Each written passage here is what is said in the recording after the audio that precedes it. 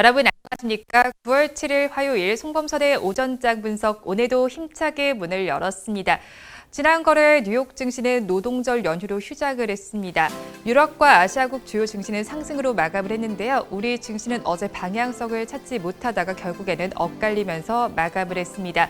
장 초반에도 그렇게 분위기가 좋지 못하게 오늘 우리 시장 출발을 했는데요. 또 코로나19 신규 확진자 수를 한번 살펴보시면 어제 기준, 월요일 기준으로 봤을 때 최다치를 기록을 했습니다. 어제 기준으로 집계된 신규 확진자 수 한번 짚어보시면 1,597명으로 나타나는데요. 오늘도 조심하면서 하루를 보내시면 좋겠습니다. 우리 지수는 어떤 양상을 보이고 있는지 보도록 하겠습니다. 우리 양대 시장 모두 파란불을 켜고 있습니다. 코스피 시장이 더 힘을 내지 못하고 있는데요. 우리 코스피 시장은 0.7%의 약세가 나타나면서 3,180선도 위태위태한 상황입니다. 지금 3,181선을 지나주고 있고요. 우리 코스닥 시장은 약보 합세를 보이면서 1,050선을 가리키고 있습니다. 선물지수도 이어서 살펴보시면 0.71%의 약세가 나타나고 있습니다. 417선을 지나주고 있는데요. 이어서 양대 시장에서 등락하는 종목수를 보도록 하겠습니다. 우리 코스피 시장 224종목은 오르고 있지만요. 618종목은 내리고 있습니다. 이어서 코스닥 시장도 살펴보시면 360종목은 상승을 하고 있지만 969종목은 하락하고 있습니다. 다음으로 수급 상황 보도록 하겠습니다. 거래소의 수급 상황을 먼저 한번 살펴보시면 외국인과 기관은 동반 매도에 나서고 있고요. 개인 투자자는 매수를 해주고 있습니다. 외국인 투자자는 1,332억 원, 또 기관 투자자는 1,079억 원을 덜어내고 있는데요. 개인 투자자는 2,342억 원을 사들이고 있습니다. 이어서 코스닥 시장을 살펴보시면 외국인 투자자는 496억 원, 기관 투자자는 170억 원 매도 우위를 보여주고 있는데요.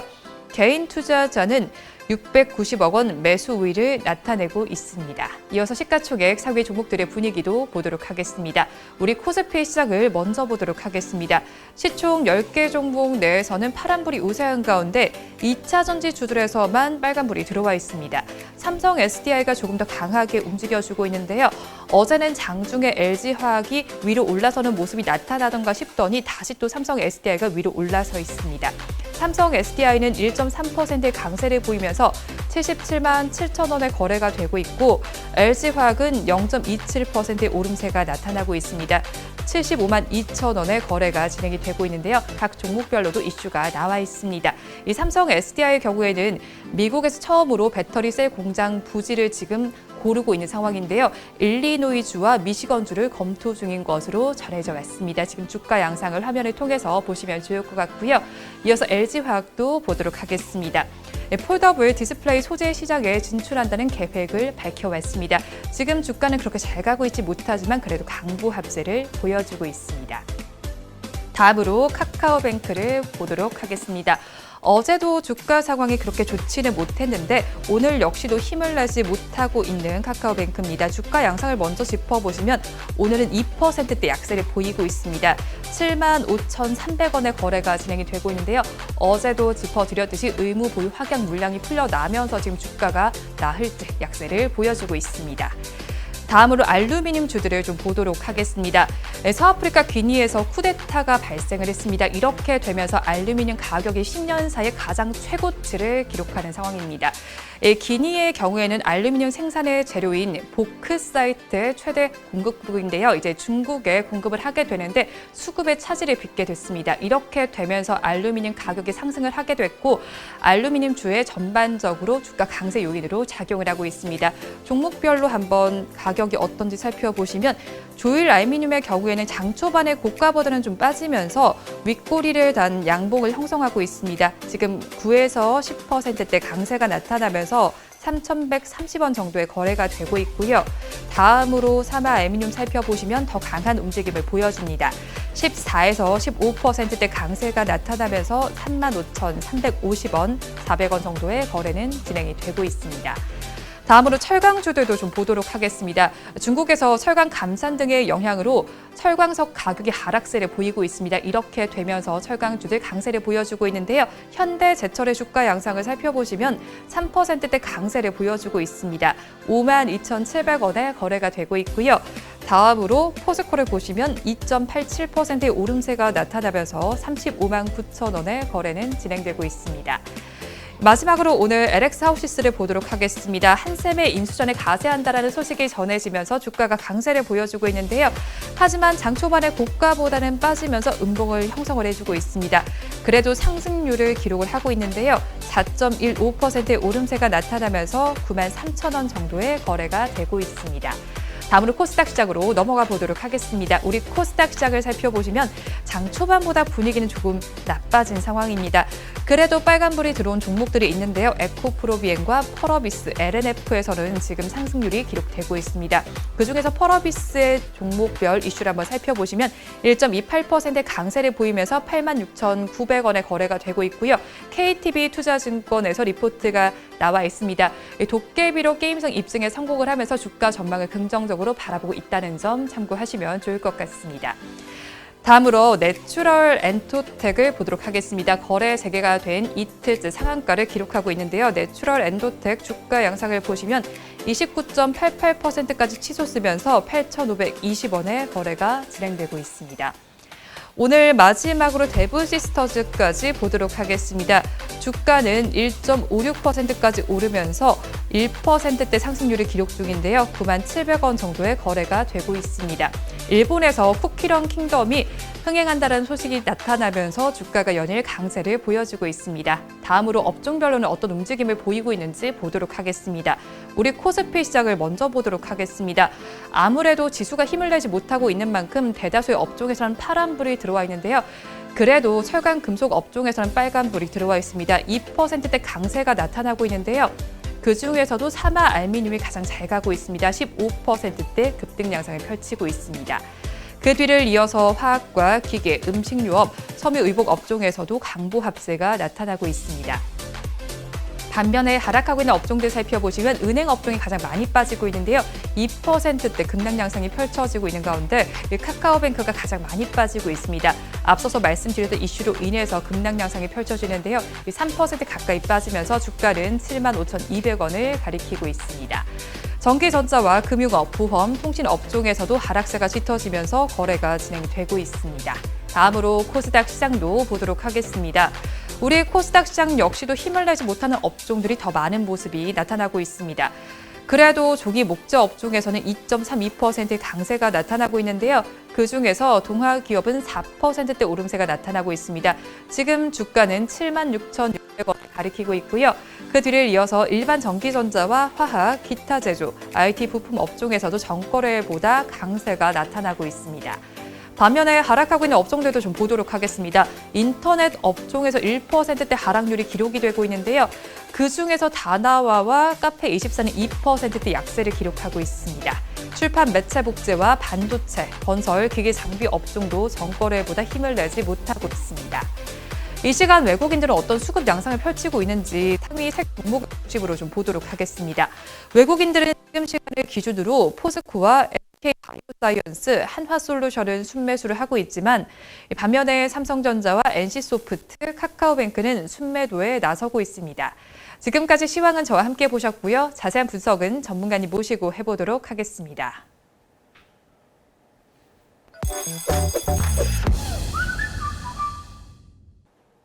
본 방송은 라이브 스트리밍을 통해서 진행되고 있습니다.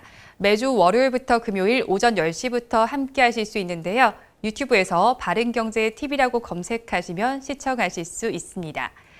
송범선의 오전장 분석 본격적으로 출발해 보도록 하겠습니다. 오늘도 저희 방송 보시면서 궁금하신 종목들은 댓글로 남겨주시고요.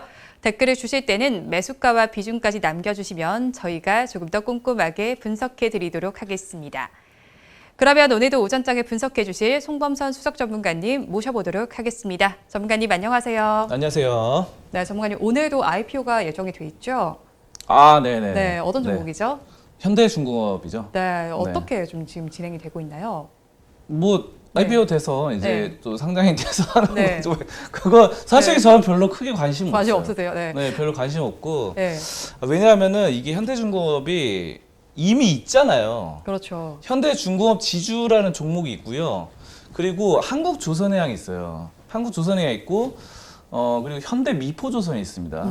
그래서 지금 현대중공업이 상장을 하는데 현대중공업 지주가 이미 있기 때문에 이게 지금 지주회사의 지주회사의 지주회사 뭐 이런 식으로 계속 이렇게 되는 거거든요. 네. 지금 그래가지고 이 뭐 한국조선해양도 원래 전신이 현대중공업이에요. 그래서 그냥 기업 분할, 기업 쪼개기인데 이게 뭐 업종이 그러니까 지주회사랑 모회사랑 뭐 자회사 이렇게 나누는 건데 이게 뭐 자꾸 이렇게 쪼개서 뭐 무슨 의미가 있나 난 이런 생각이 들고 솔직히 잘 모르겠어요 저는. 뭐 맞아요. 그렇습니다. 네, 네. 장 초반부터 약간 조선주들도 약간 움직임이 나타나고 있는 상황인데 이런 상황 속에서 또 코스닥 시장의 분위기도 좀 보면 좋을 것 같아요. 요즘에 시총 2위 자리를 두고 싸움이 좀 치열한 걸로 제가 보고 있거든요. 그 주인공이 지금 에코프로비엠과 HLB로 나타나고 있거든요. 어떤 상황이죠?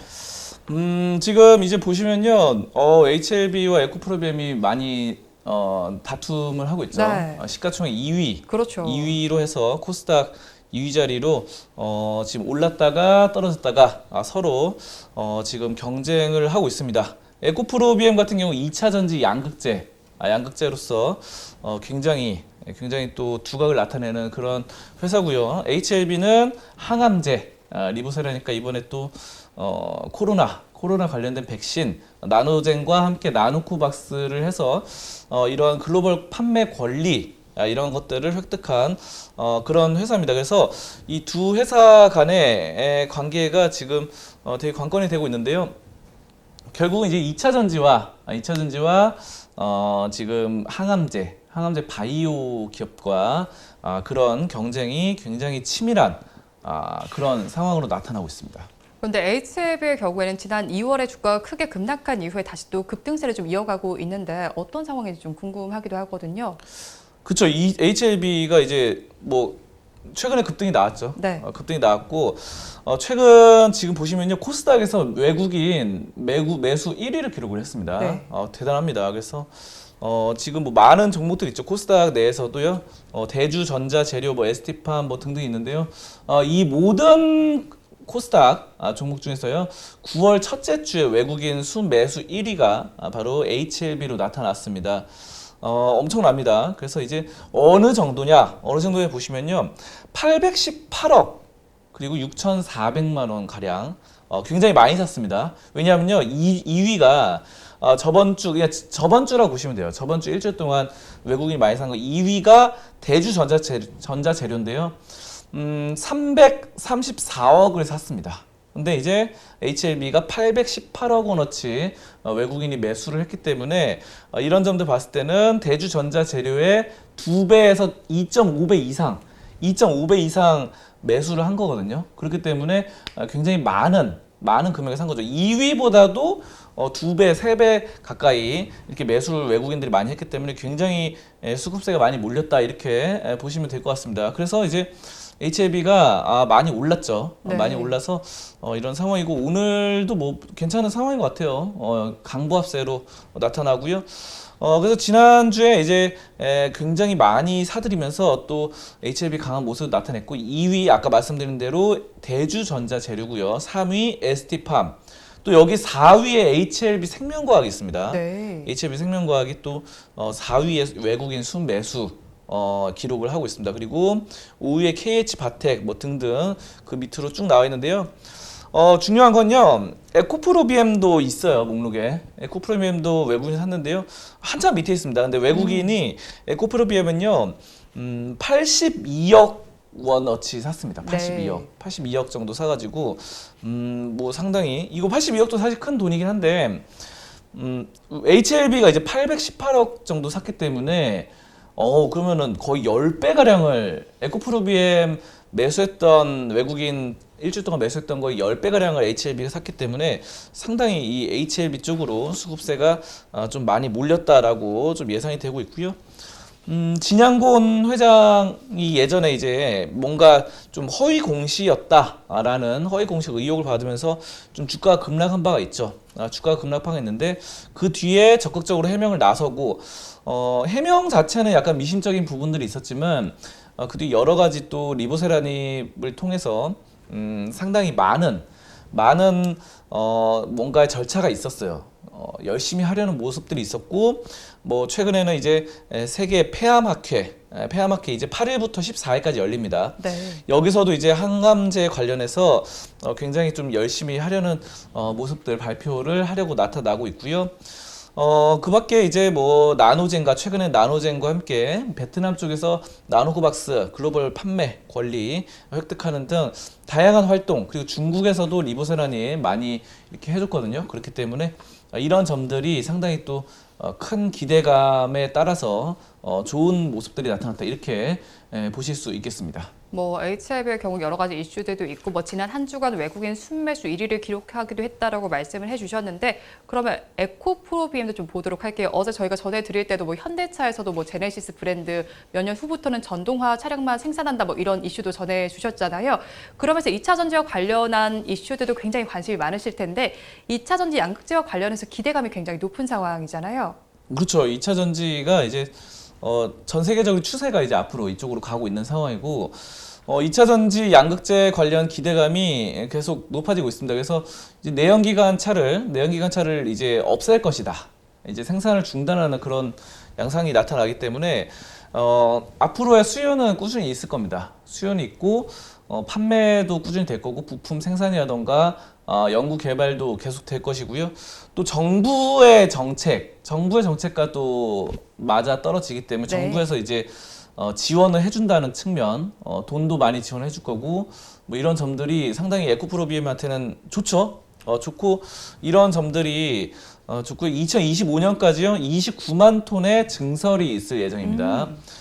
그래서 또 매출액 8조 원 달성이라는 중장기적인 비전, 이런 것들 수치상으로 굉장히 딱딱해가지고 생산력과 또 그런 매출 달성률, 이런 것들을 굉장히 좀 좋게 하고 있습니다. 그래서 양극재 쪽으로는 또 에코프로비엠이 양극재, 음극재 뭐 이런 게 있어요. 이제 전기차, 네. 2차 전지에는. 그래서 이쪽으로 상당히 중요한 이제 핵심 소재인데, 이거를 에코프로비엠이 잘 만들죠. 그렇기 때문에 에코프로비엠이 이 시장에서 꽉 잡고 있고, 어느 정도의 약간 브랜드, 이 독과점적인 그런 행사를 하고 있기 때문에, 이런 점에 대해서 에코프로비엠은 그래도 먹고 살만한 기업이다, 이렇게 보고 있습니다. 두 종목의 산업이 모두 다 중요한 산업인 것 같거든요. 그럼 앞으로의 전망은 어떻게 보세요?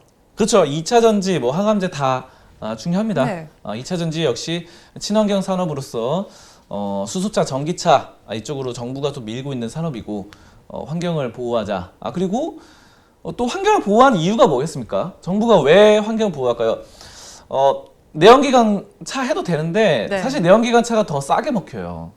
효율성으로 보면은 더 낫죠. 근데 자꾸 정부가 미는 건 이제 환경을 보호해서 사람들의 건강, 환경 때문에 건강이 상하잖아요. 그러니까 정부가 이제 사람들의 건강을 중요시 생각하는 거죠. 근데 건강을 생각한다면 또 HLB의 항암제가 또 중요하죠. 그렇기 때문에 제가 봤을 때 HLB나 에코프로비엠 둘 다 이 인류의 건강을 생각하는 기업이 아닌가. 네. 저는 뭐 그렇게 보고 있어요. 그래서 우리 전기차, 수소차도 다 건강과 관련돼 있습니다, 여러분. 그리고 당연히 HLB의 항암제, 리보세라니까 뭐 나노코박스, 뭐 이런 것들 다 건강과 중요한 거죠. 코로나든 뭐든 다 그렇기 때문에 이런 점들은 상당히 또 우리 미래 우리가 이제 건강하게 오래 살고 수명도 연장하고, 이렇게 해서 100세 시대, 또 120세 시대, 130세 시대를 맞이하겠죠. 이런 것들에 따라서 앞으로 두 업종 다 국가에서 밀어주는 산업은 확실합니다. 네. 그거는 맞아요. 근데 이제 그 안에서 뭔가의 치열한 다툼이 있겠죠. 후발주자도 있을 거고, 선두주자가 생기면요 후발주자가 또 따라잡아서 뒤집어 엎기도 하고, 이런 것들이 상당히 지금 관건인데요. 그런데 이제 중요한 건요, 둘 다 중요한 사업이긴 한데, 업종이 지금 전기차 업종이요, 주식적인 측면에서 봤을 때 상당히 또 별로 좋지는 않아요. 지금 뭐 LG 화학도 그렇고, 뭐 삼성 SDI도 그렇고. 삼성 SDI 최근에 오르긴 했는데 그닥 이렇게 막 주가가 막 다이나믹하게 오른 건 아니었죠. 네. 그래서 그런 와중에 에코프로비엠이 홀로 잘 가고 있습니다. 나홀로 네. 달리고 있는 2차 전지 업종이기 때문에 이런 건 이제 약간 좀 부담스러울 수 있죠. 한번 차트 볼까요? 차트 보시면요. 에코프로비엠 엄청나게 많이 올랐어요. 엄청나게 많이 올라가지고 이게 지금 너무 많이 올라가지고 좀 그렇습니다. 좀 그렇긴 한데 왜냐하면 이게 거의 쉬질 않았어요. 왜냐하면 2019년부터요. 2019년부터 그냥 계속 달렸습니다. 물론 뭐 이럴 때 쉬긴 했는데 이 정도 쉰 게 거의 약간의 눌림목처럼 돼버렸죠. 그리고 최근에 7월부터 많이 올랐습니다. 7월부터 많이 올라서 제가 봤을 때는 이거는 좀 약간 지금 신규 매수로 들어가기엔 약간 좀 부담스러운 게 있어요. 그러면 HLB 역시 좀 많이 오르긴 했는데 HLB도 좀 보자고요. 근데 HLB 많이 오르긴 했지만 워낙에 또 많이 떨어져가지고 워낙에 작년 10월부터 작년 10월이 아니죠. 2019년 10월부터죠. 2019년 2년 전부터 떨어졌어요. 2년 전부터 떨어져가지고 중간중간에 반등이 있었지만 전반적인 추세가 2년 동안 약세로 나타났습니다. 2년 동안. 그래서 저는 2년간의 조정세가 이제는 좀 끝나가는 게 아닌가.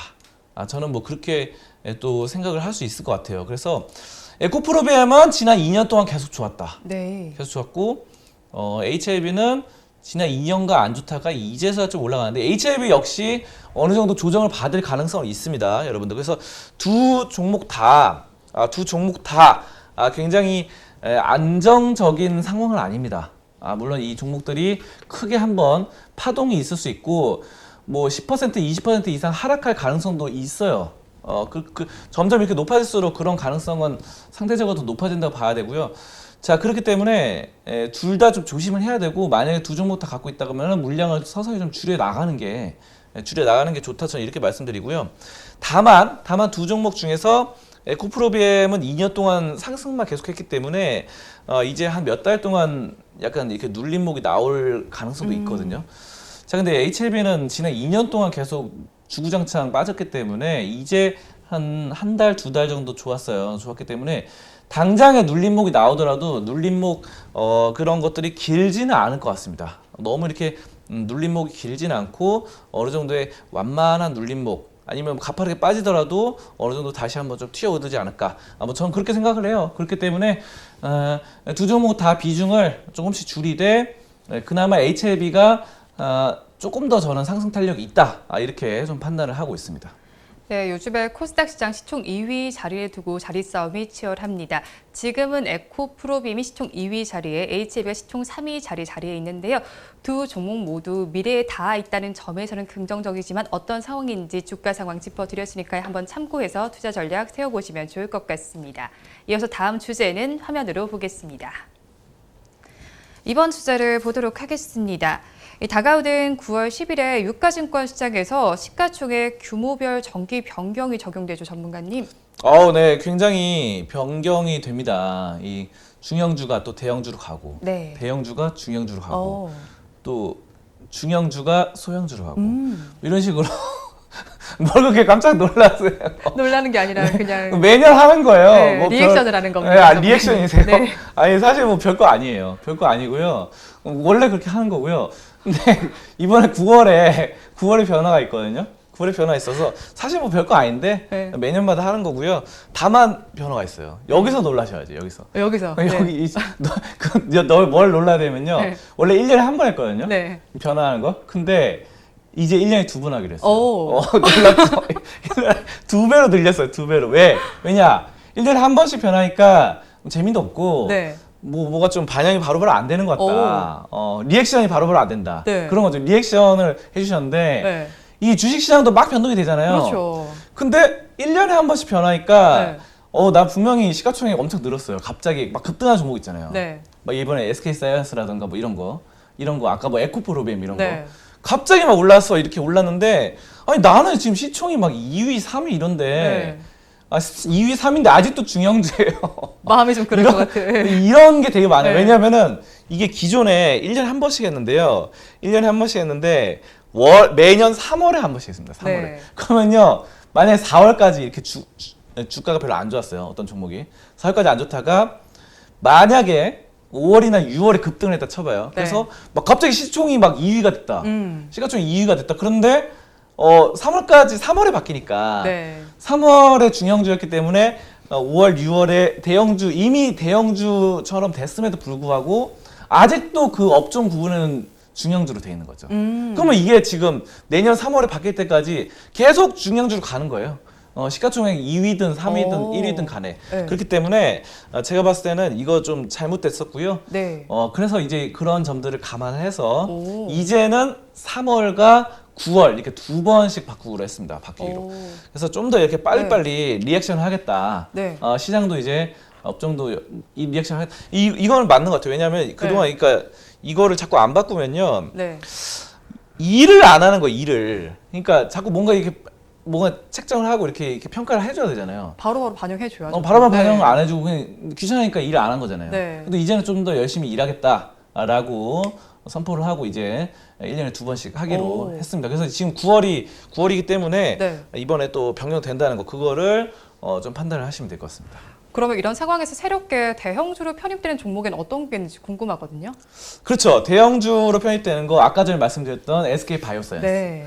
이거 엄청나게 많이 올랐죠. SK 바이오사이언스 상장한 지 얼마 안 됐어요. 상장한 지 얼마 안 됐는데 갑자기 이렇게 막 처음에 또 빠지다가 또 이렇게 하다가 또 갑자기 급등해가지고 이 대형주가 돼버렸습니다.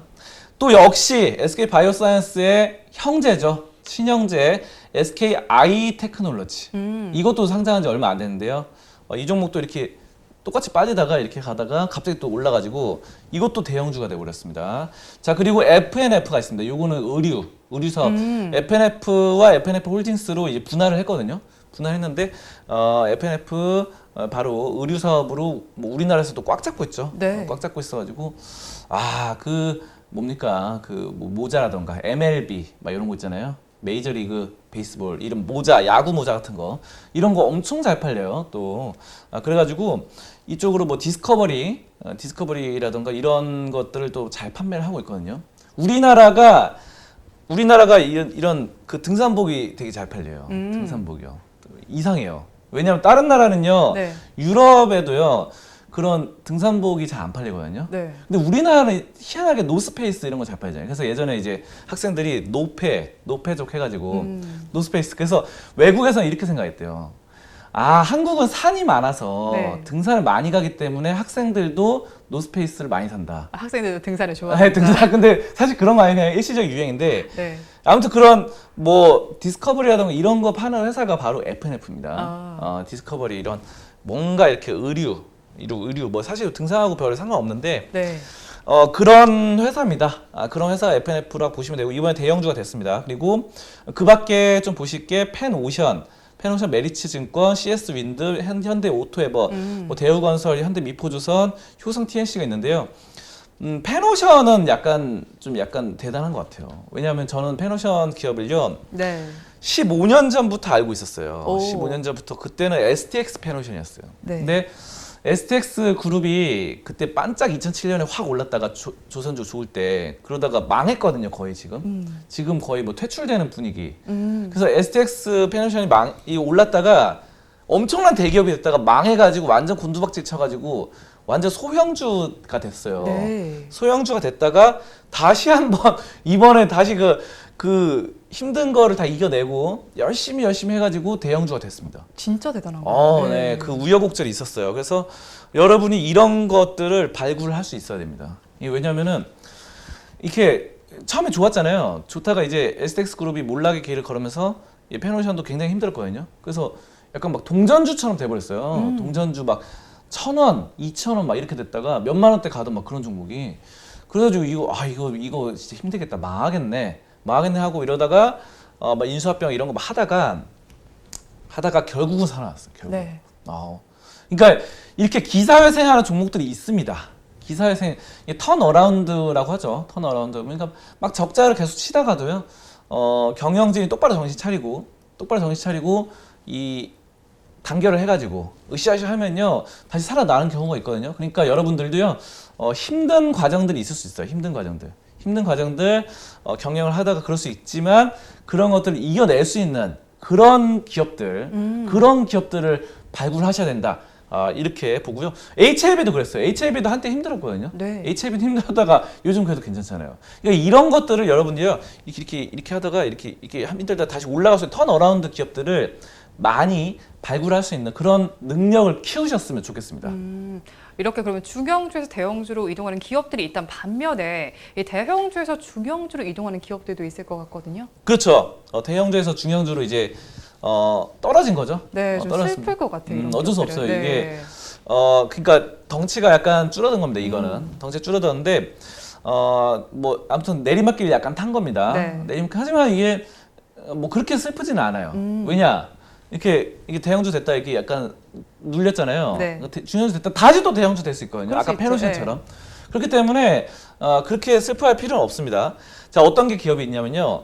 두산 퓨얼셀, SK케미칼, 키움증권, S1, 롯데쇼핑, CJ, 동서, 더존 비즈온, 만도 대웅 뭐 이렇게 있습니다. 키움증권이 키움증권이 여기 네. 있어요. 근데 이게 왜냐면요. 작년에 막 동학개미 어쩌고 해가지고 네. 엄청 좋았잖아요. 증시가. 네, 키움증권 HTS 저 지금 쓰고 있는데. 그것도 지금 네. 쓰고 계시죠. 그 뭐 영문이든 뭐 하고 있는데 이 키움증권이 대기업이 됐습니다. 대기업이 원래 온라인 증권사였기 때문에 그렇게 크지 않았거든요. 갑자기 이렇게 떠가지고 대기업이 됐는데 이번에 대기업이었는데 네. 초대기업이 됐다가 중견기업이 돼버렸어. 어. 굉장히 슬픕니다. 근데 이거 이제 그만큼 동학개미들이 좀 떠난 것 같아요. 이건 좀 안타까워요. 저도 이제 증시에 몸을 담고 있으니까. 네. 이게 조회수도 좀 잘 나고 해야 되는데 네. 조회수도 저희 오전장 분석 네. 방송도 올해 초였나? 그때 네. 막 셀테리온 하고 할 때 막 1만에 넘어가고 그때 이제 피크 찍다가 그때까지는 동학개미들이 있었던 것 같아요. 그래서 지금 동학개미들이 좀 떠난 것 같습니다. 그래서 지금 그 정도의 조회수가 잘 안 나와요. 그래서 그런 것들이 여파가 반영돼서 키움증권도 대기업에서 중견기업이 돼버렸습니다. 자, 뭐 그건 그렇다 치고 자, 그 밖에 뭐가 있냐면 S1은 저도 몇 번 말씀드렸던 그 보안 시스템 업체죠. 이거 좋아요. 그러니까 저는 지금 보시면요. CJ도 그렇고 동서도 그렇고 지금 중견기업이 돼버렸거든요.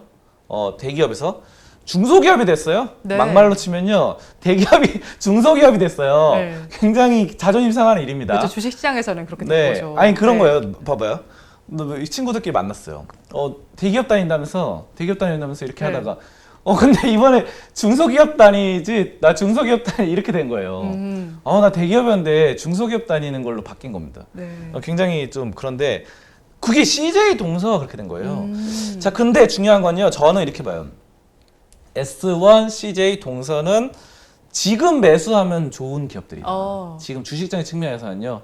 이렇게 떨어졌잖아요. 근데 아까 전에 말씀드렸다시피 페노션도 이제 중견기업, 소기업, 중소기업에서 갑자기 네. 대기업이 됐잖아요. 지금 이번에 그런 것처럼요.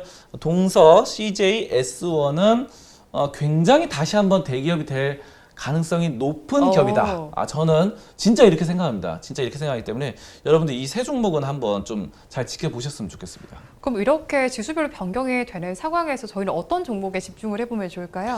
그렇죠. 뭐 중소기업에서 대기업이 됐다고 무조건 좋은 것도 아니고 네. 대기업에서 중소기업이 됐다고 또 무조건 안 좋은 것도 아닙니다. 그렇죠.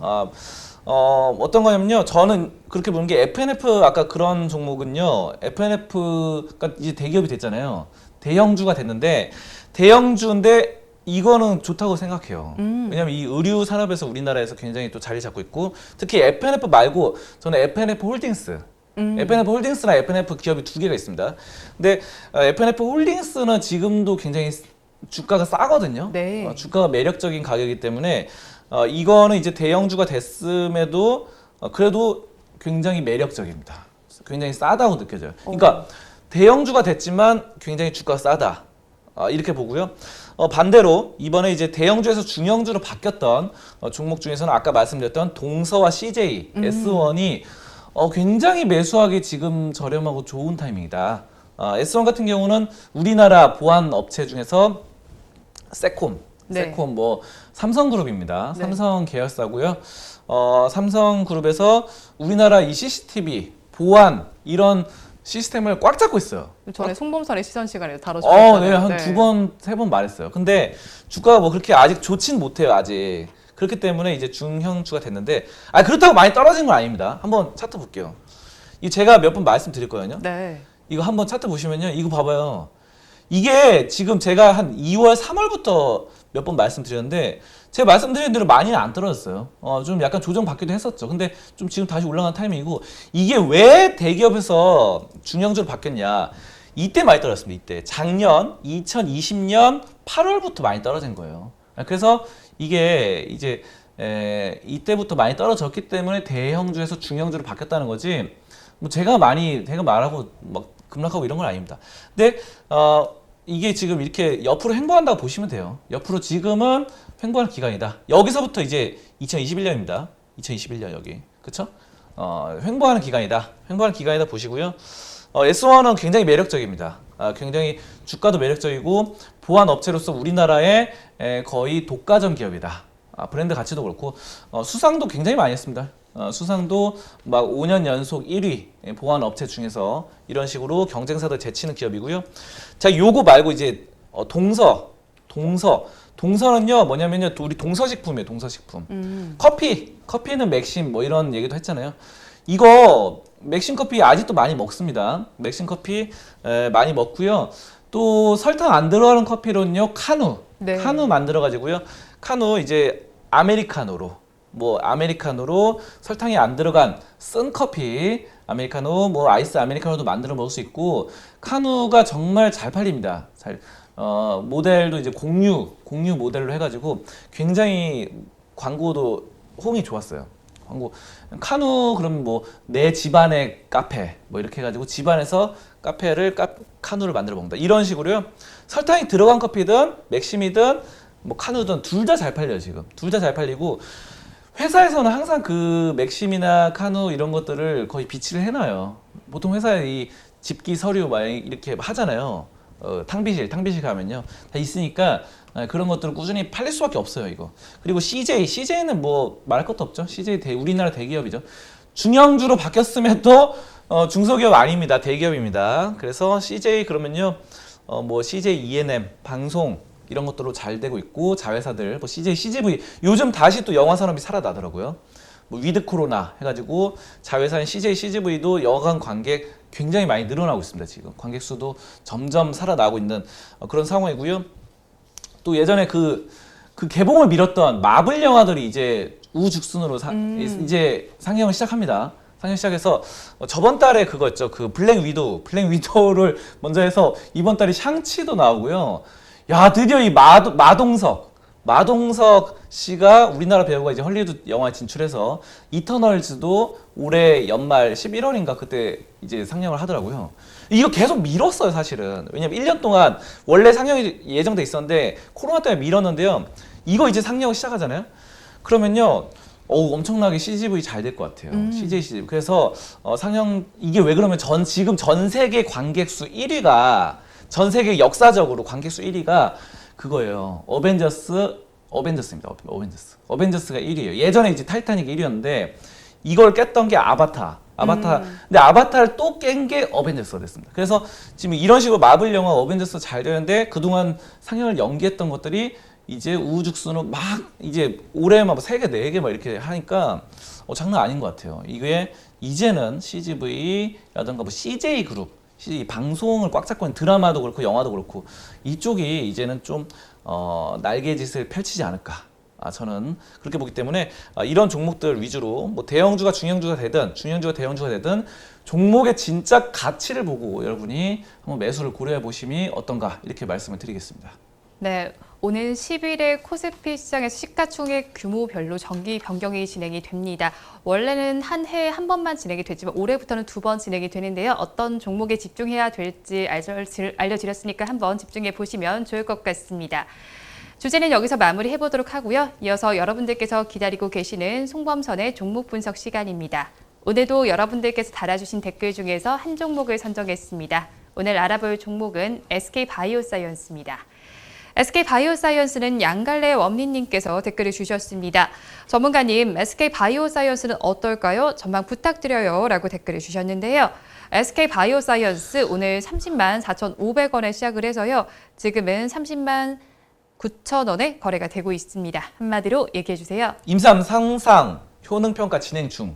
임상 3상 효능평가 진행 중. 네. 네, SK바이오사이언스가 떠오르던 거는 국내 코로나 백신 생산 연구개발 업체이기 때문에 그랬죠. 근데 이제 이것을 이제 정부가 유력한 국산 1호 코로나 백신으로 이번에 효능 평가를 진행 중입니다. 네. 그리고 이제 거의 막바지입니다. 임상 3상이기 때문에 지금 14개 국내 임상시험 실험 기관에서 진행 중이고 이번 주에 많은 또 환자들 투약이 진행이 됐습니다. 그래서 이번에 이제 좀 될 것이다라는 시각들이 많고요.